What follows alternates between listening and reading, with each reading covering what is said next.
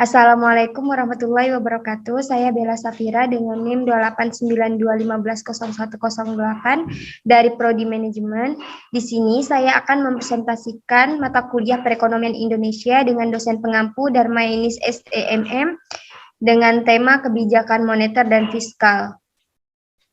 A. Kelembagaan dan instrumen kebijakan moneter. Pada masa Orde Lama, sektor perbankan atau keuangan formal dalam tahun-tahun pertama kemerdekaan terdiri dari bank sentral dan 5 bank umum, 4 diantaranya bank asing yang dinasionalisasi. 1 bank pembangunan investment, bank milik negara, hanya sekitar 100 bank swasta nasional, 4 bank asing. Menjelang tahun 1965, bank-bank umum tidak dapat lagi menjalankan fungsi-fungsinya yang normal. Inflasi telah merungrung kemampuan bank untuk menarik dana dari masyarakat. Akibatnya, kegiatan perbankan di bidang kredit menjadi tidak berarti. Seluruh sektor perbankan hanya berperan sebagai saluran pembiayaan divisi APBN. Dampak bank umum swasta tutup. Bank milik pemerintah berubah fungsinya menjadi saluran penciptaan uang. Perbankan kelembagaan setelah tahun 1966 mengalami perubahan. Hal ini menyadari kegagalan kebijakan yang mengandalkan campur tangan pemerintah di masa lampau. Pemerintah Orde Baru berusaha mengurangi peranan negara dalam kehidupan ekonomi dengan mengandalkan kekuatan-kekuatan pasar dan peranan sektor swasta. Konglomerasi bank milik pemerintah ke dalam satu unit administrasi dihapus dengan diberlakukannya Undang-Undang Nomor 14 Tahun 1967 tentang Perbankan dan Undang-Undang Nomor 13 Tahun 1968 tentang Bank Sentral atau Bank Indonesia.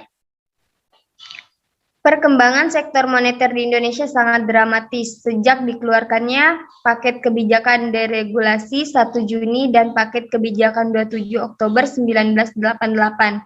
Perkembangan ini cukup mengembirakan tidak saja karena jumlah bank dan kantor cabang yang meningkat, tetapi juga meningkatkan aktiva bank-bank umum swasta nasional dan munculnya produk-produk baru yang ditawarkan oleh bank-bank guna menggali dan menghimpun dana masyarakat serta meningkatkan pelayanan kepada masyarakat. Situasi ini dapat meningkatkan monetisasi atau monetisasi masyarakat. Akan tetapi di sisi lain diperlukan juga perangkat yang memadai guna menunjang perkembangan sektor-sektor tersebut. Hadirnya Undang-Undang Nomor 7 Tahun 1992 tentang perbankan diharapkan dapat menjadi landasan hukum bagi perbankan di Indonesia.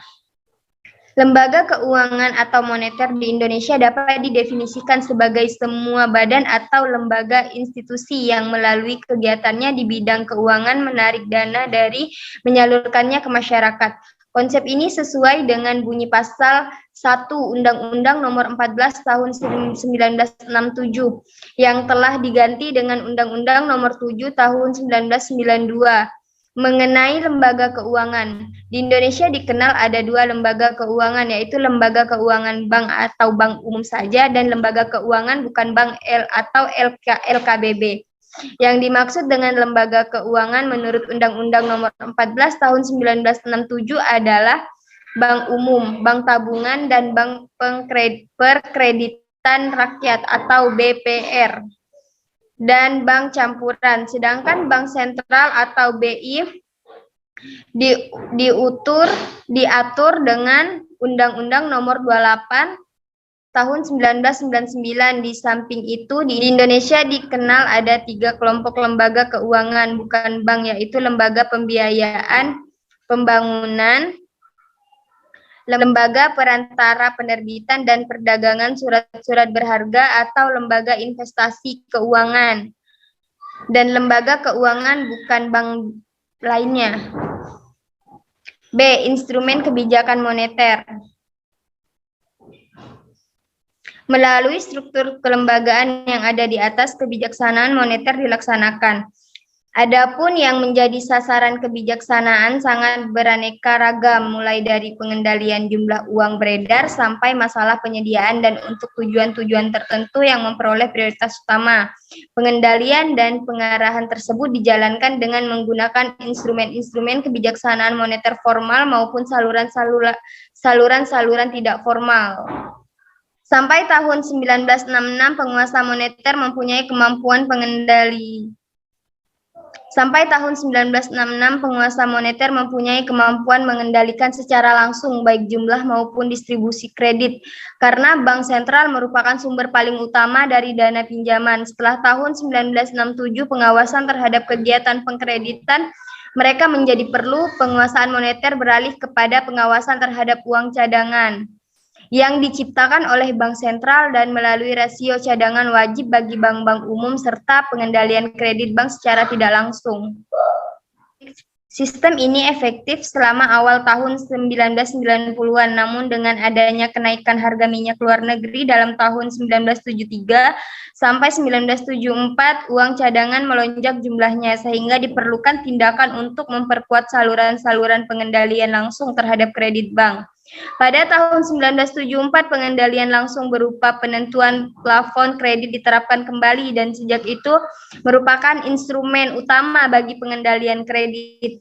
Penguasa moneter atau BI sering menugaskan bank-bank pemerintah tertentu untuk menyediakan pembiayaan bagi program-program khusus. Misalnya BRI diberikan tugas untuk memenuhi kebutuhan kredit pertanian dan bank lain diwajibkan membiayai produk tertentu. Pada prinsipnya yang diinginkan adalah terciptanya spesialisasi di antara bank-bank pemerintah dalam melayani bidang-bidang industri tertentu. Secara umum, fungsi otoritas moneter seperti diatur dalam Undang-Undang Nomor 13 Tahun 1968 adalah mengeluarkan dan mengedarkan uang kartal sebagai alat pembayaran yang sah, memelihara dan mengelola serta menjaga posisi cadangan emas dan devisa, melakukan pengawasan dan pembinaan lembaga keuangan bank dan non-bank. Sedangkan menurut Pasal 7 Undang-Undang Nomor 23 Tahun 1999, fungsi otoritas moneter adalah mencapai dan memelihara kestabilan rupiah. Untuk mencapai tujuan tersebut, Bank Sentral mempunyai tugas menetapkan dan melaksanakan kebijakan moneter, mengatur dan menjaga kelancaran sistem pembayaran, dan mengatur dan mengawasi bank. Tujuan kebijakan moneter seperti halnya kebijakan ekonomi pada umumnya adalah keseimbangan inter dan keseimbangan ekster. Kebijakan inter biasanya diwujudkan oleh terciptanya kesempatan kerja yang tinggi, pertumbuhan ekonomi yang tinggi, dan diperbankannya laju inflasi yang rendah. Sedangkan keseimbangan ekster ditunjukkan pada neraca pembayaran internasional. Seimbang dalam arti bahwa neraca pembayaran internasional tidak defisit dan surplus. Kebijakan fiskal. Sistem fiskal dan prestasi fiskal suatu negara harus dipelajari dalam konteks sejarahnya antara tahun 1551 sampai 1558. Sistem fiskal di Indonesia sangat tergantung pada sumber pemerintah dari perdagangan internasional.